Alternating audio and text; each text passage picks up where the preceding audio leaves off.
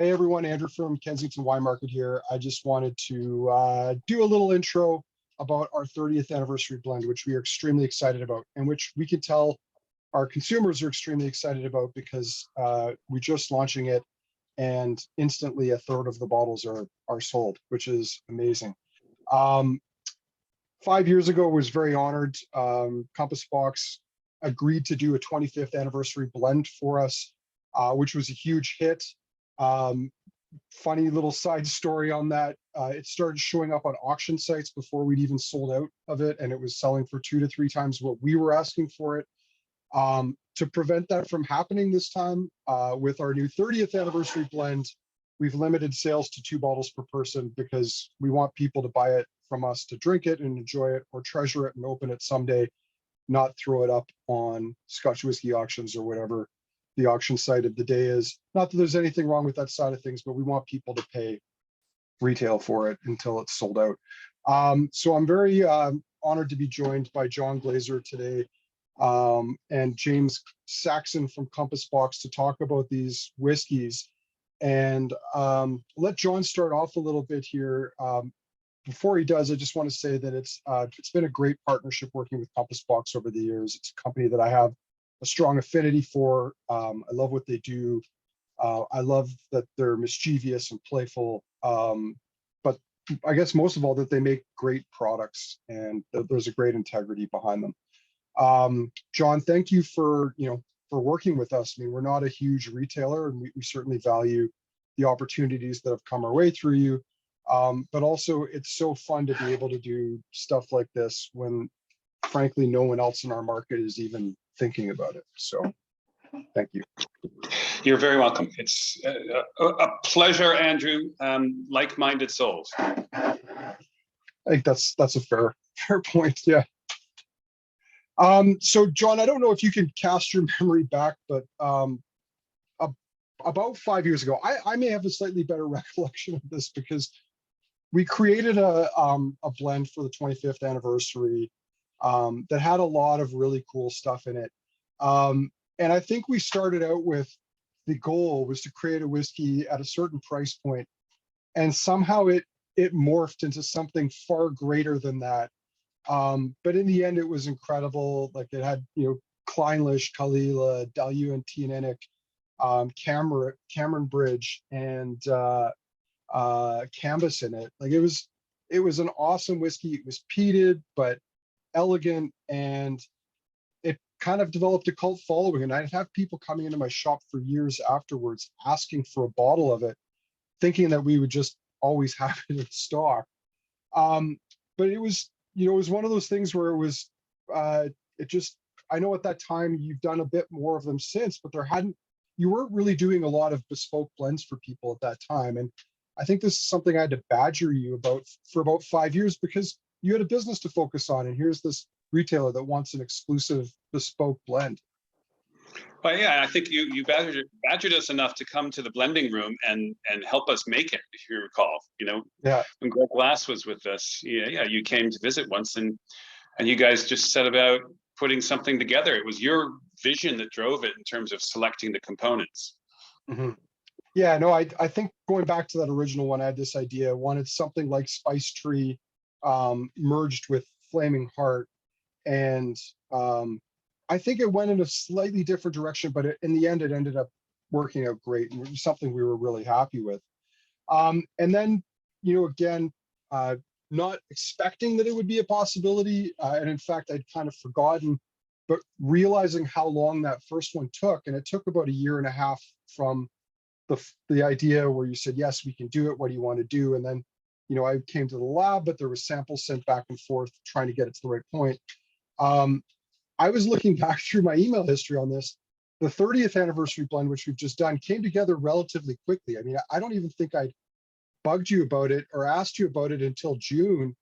And then within a month or so, it was like, sure, we can do this. And the process started. And I guess obviously that's where James came into the equation. Yeah, absolutely. That's where James came in. He works fast. Or can. Yeah. So this time around, we've got a blended malt. Again, COVID, all the stuff that's happened everything always seeming to happen more quickly and more urgently. I don't even remember what the original brief for it was. We just wanted something cool to represent our 30th anniversary. Well, you gave us some specifics to go on, and that's when it, when we can work, Mhm. at a pace that can do these things in less than a year and a half. So, right, James, you want to talk about the original brief? Yeah, absolutely. It was, I think it was still quite open-ended. I think we were able to have a chat.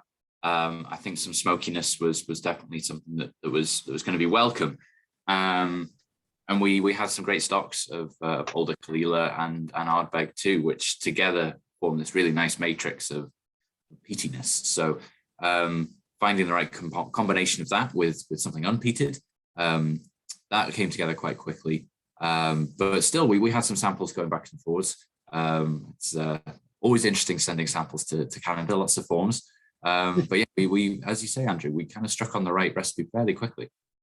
No, it worked. And I remember the final kind of tweak was requested. It was the idea of one of my guys here, Sean, who I think he said he wanted it just, there's something to be a little bit lighter, a little bit brighter added into it. And that was like I guess I should say the second from final tweak, because the final tweak involved some quantities maybe not being added quite to the specifications at the bottling hall, and then you had to do some last minute, James, some last minute blending to try to pull it all back on track. Correct. Yeah, very, very true, Andrew. And unfortunately, there are times where you have to make a whiskey twice. It's just one of those things. But yeah, every bespoke is different. Everyone has its own little quirks. But yeah, we had an interesting situation where something came to our office which had been put from casks into a vat, and it didn't quite taste what we wanted to taste like, and there was a lot less liquid in the vat than we were expecting. So fortunately, we had duplicates of all of the casks, same parcels, cask types, ages, distilleries, etc. We were able to, just using nose and palate, myself and Jill and Elif at the time as well, we were all just going backwards and forwards, a little bit more peat. Oh, actually, no, that's gone the wrong way, a little bit less. So we were able to get something that matched what we originally wanted to make. But it was a fun little excursion into guesswork, because we don't know exactly what the recipe is. What was well, and I think for me, I mean, I was chatting with you guys about this previously. For me, one of the things that I admire so much about your company is how open you are, and how honest you are with your consumers about what it is they're drinking. And I just saw this as another opportunity to be a bit fun and playful here. And it's this is the recipe, but there's a margin of error. We can't be 100% certain of all the ratios. And at the end of the day, the ratios don't really matter. What matters is the liquid good, and we're thrilled with how it's turned out. Even when we aren't sure what's in it, we're still fully transparent. Seems strange. It is, but again, I think that's one of the things that as I said, I love about Compass Box, and I think that a lot of the consumers love about it too. One last thing I want to say, my staff and I were absolutely thrilled with the label this time around, paying homage to Calgary, which is obviously core to our business. It's where we're rooted, and the artwork on it is awesome. Not to say that we didn't love the 25th, but I mean, this is, I think, taking things to a whole other level, and absolutely thrilled to have it. I